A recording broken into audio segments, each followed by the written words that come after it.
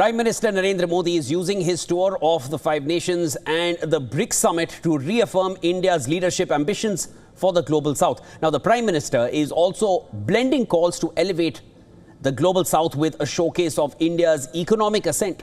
Global South is a term usually used for developing nations. And at the 17th BRICS summit, Modi said that the Global South has received only empty promises about climate funding, sustainable development and access to technology. He said the Global South was a victim of double standards, and Modi said the interests of the Global South have not been given due priority, whether it is about development, distribution of resources or matters related to security. He said global institutions created in the 20th century have failed to provide adequate representation to two-thirds of humanity.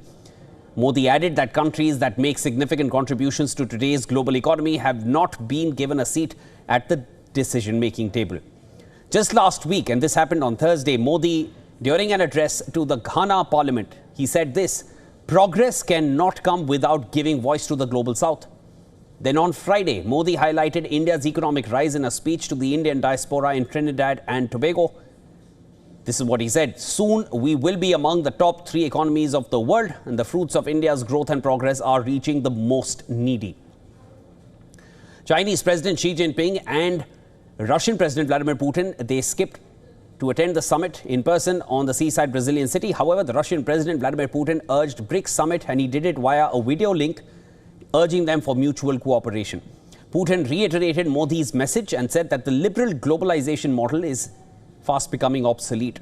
In a snub to the dollar, the Russian president urged BRICS members to use national currencies for trade settlements.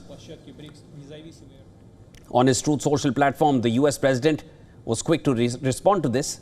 In response to the BRICS joint statement slamming tariffs, the US president said any country aligning themselves with the anti-American policies of BRICS will be charged an additional 10% tariff.